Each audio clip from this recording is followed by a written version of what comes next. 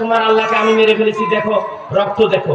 ইব্রাহিম আলাইহিস সালাম বলল যে আমার আল্লাহ তো মরতে পারে না, আমরা দেখেছি আল্লাহকে তো ফিরতে পারেন নাই, এই কথা বলে বিশ্বাস করবে না। শয়তান বুদ্ধি দিয়েছে, একটু সিন্ধুক বানাও, সিন্ধুকের উপরে গোশত লটকাইয়া দাও, নিচে রাখবা শকুন, শকুন যখন ওই গোশতগুলো খাওয়ার জন্য টাকা দিয়ে ডানা দিয়ে নাড়াচাড়া করবে, বাতাস করবে, তখন আপনি উপরের দিকে উঠতেই থাকবেন, উপরে গোশত লটকানো লাগবে। সেই পদ্ধতিতে উনি করলেন। ওই খাবারের উপর থেকে সিন্ধুক সহ নমরুদ এবং নমরুদের মন্ত্রী উপরের দিকে উঠতে লাগলো। নাউজুবিল্লাহ। কাকে ধরার জন্য? আল্লাহকে গুলি করার জন্য। উপরে ওঠার পরে একদম উপরে উঠে গেছে, চুকের আড়াল হয়ে গেছে, সেখানে তীর মারলেন। উনি নামার আগে তীরগুলো নিচে পড়ে গেছে, তীরের মাথায় আল্লাহ রক্ত লাগিয়ে দিলেন জিবরিলের মাধ্যমে। এরপরে ওনারা নামলেন। কিভাবে নামলেন? ওই যে বললাম শকুন্দা আছে, গোশত উপরে দিছিল, তখন উপরের দিকে উঠছিল, ওই গোশত যখন আবার নিচের দিকে বাঁধে দিছে, তখন শকুনগুলো খাবার জন্য নিচের দিকে এরকম করে, তখন বৎ সহ নিচের দিকে বাক্স সহ নামলো। নামার পরে ইব্রাহিম আলাইহিস সালামকে এক জায়গায় বেঁধে রেখেছে, বলে যে তোমার আল্লাহকে আমি মেরে ফেলেছি, দেখো রক্ত দেখো। ইব্রাহিম আলাইহিস সালাম বলে যে আমার আল্লাহ তো মরতে পারে না, আমার আল্লাহ মরতে পারে না। তখন উনি বললেন তোমার আল্লাহ যদি না মরে থাকে, ইব্রাহিম আমার সৈন্যরা সাজানো আছে, নির্দিষ্ট জায়গায় আছে, তোমার আল্লাহ সৈন্য প্রেরণ করতে বলো, আমাদের সাথে তোমার আল্লাহ সৈন্যদের খেলা হবে, ঠিক কিনা? এখন আমাদের সরকারের কিছু মন্ত্রীরা বলে আমাদের সাথে নাকি খেলা হবে। আরে কি খেলবি আমাদের সাথে? বাংলাদেশে কতটা মসজিদ, কতটা মাদ্রাসা, সরকারি বেসরকারি, হাফেজখানা, নুরানি, ফুরকানিয়া, কামিল মাদ্রাসা, দৌড়া মাদ্রাসা এবং যতটা মসজিদ রয়েছে, মুসল্লিদেরকে এই তৌহিদি জনতাকে মাঠে ছেড়ে দেওয়া হয়, তোমাদের মতো বেঈমানকে শায়েস্তা করতে লবণের মতো করে কে ফেলবে, এক সেকেন্ডও টিকতে পারবি না, ঠিক কিনা? বলে যে নাকি আলেম আমার সাথে খেলা হবে। আর এদিকে নমরুদ বলছে কি খেলা? খুব খেয়াল করেন, আল্লাহরে শেষ করে দিয়েছি ইব্রাহিম। ইব্রাহিম বলছেন আমার আল্লাহ মরতে পারে না, তোমার আল্লাহ যদি না মরে আল্লাহর সৈন্য প্রেরণ করতে বলো, খেলা হবে, খেলা। ইব্রাহিম সৈন্য খাড়া করেছে, নমরুদ সৈন্য খাড়া করেছে, খেলা খাওয়ার জন্য আল্লাহ সৈন্যদের ইব্রাহিম সালাম একটি জায়গায় ভেঙে রেখেছে। আর বারবার বলছে তোমার আল্লাহরে বলো সৈন্য প্রেরণ করার জন্য, তোমার আল্লাহ তো নাই, সৈন্য পাঠাতে পারবে না, যেহেতু সে নাই। আর তুমি দাবি করছো আছে, যদি থাকে প্রেরণ করতে বলো।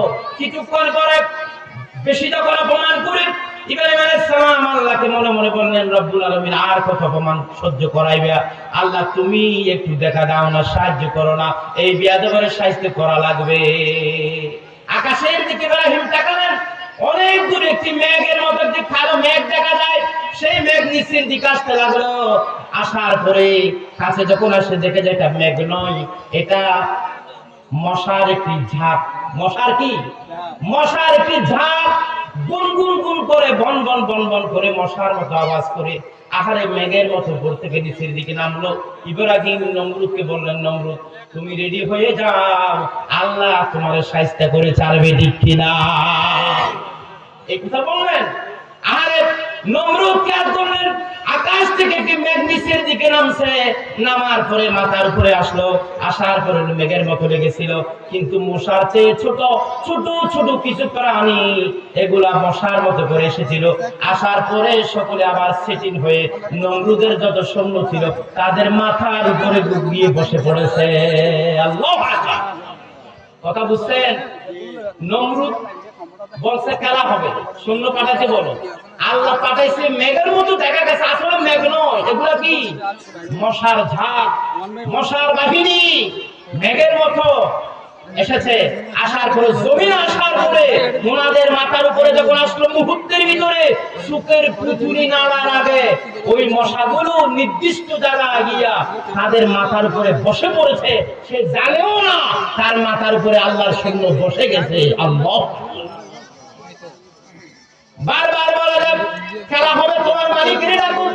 রব্বুল আলামিন অর্ডার করেছেন মশা মাথায় বসার পরে সাথে সাথে মাথার মধ্যে একটা ইনজেকশন মেরে দিলেন, মশা একটা গ্যাস ঢুকাইয়া দিলেন, এরপরে আবার নাকের শিরা দিয়ে নাকের ভিতরে ঢুকে গেলেন।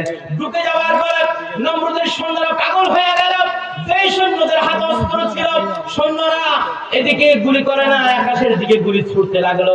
যে সৈন্যদের হাতে অস্ত্র ছিল, তরবারি ছিল, ওনারা আর দেরি করে নাই, তাদের বাপদাদা তাদের সৈন্যদেরকে এলু পাতারি কুপাতে লাগলো।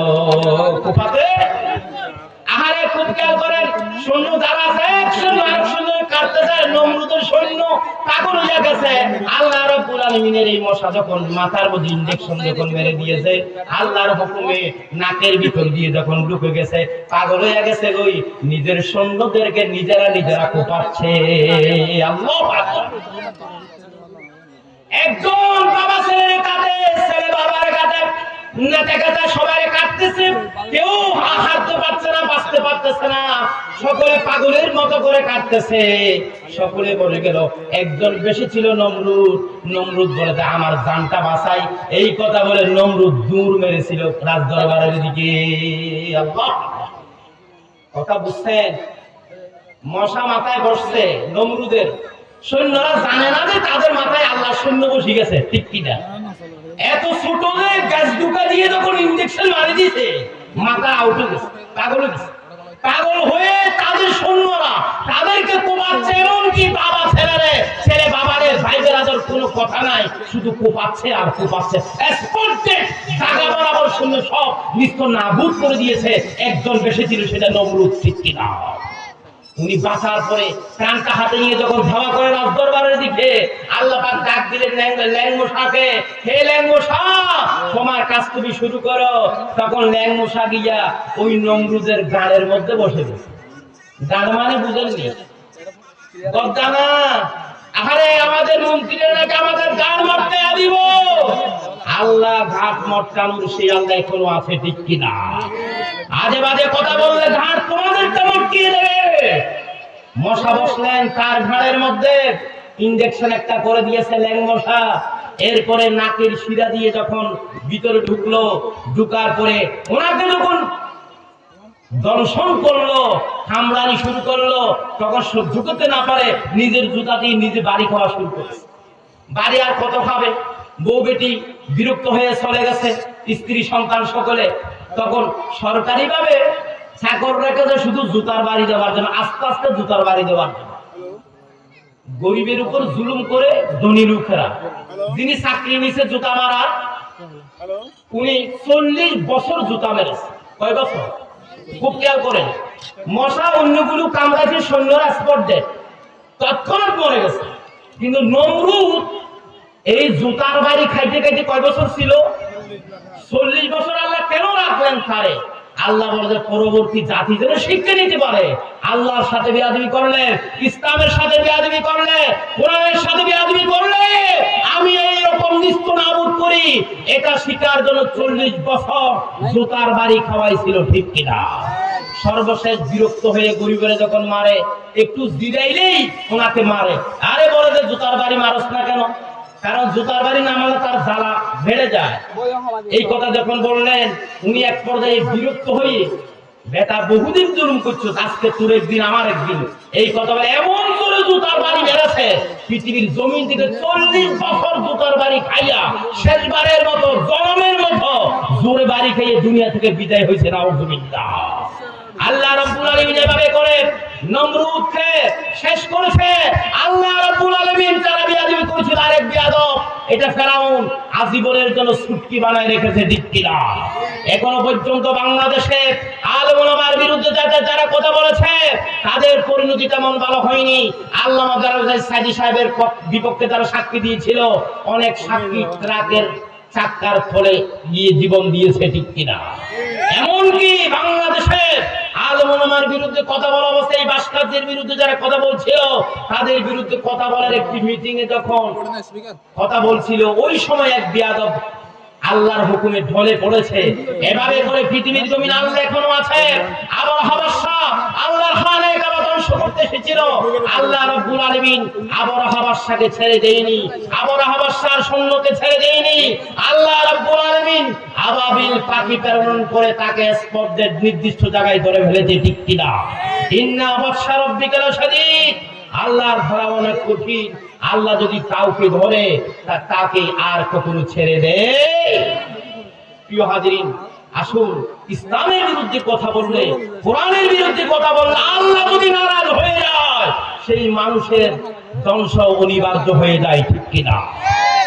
এজন্য আমাদেরকে থাকতে হবে ইসলামের পক্ষে, আমাদেরকে থাকতে হবে কোরআনের পক্ষে, আমাদেরকে থাকতে হবে আলেম ওলামার পক্ষে। আল্লাহ পাক রব্বুল আলামিন ইসলামের পক্ষে, আলেম ওলামার পক্ষে আমাদেরকে থাকার তৌফিক দান করুন, সবাই আমিন। প্রিয় হাজিরিন, এইভাবে করে আমরা আমাদের ইসলাম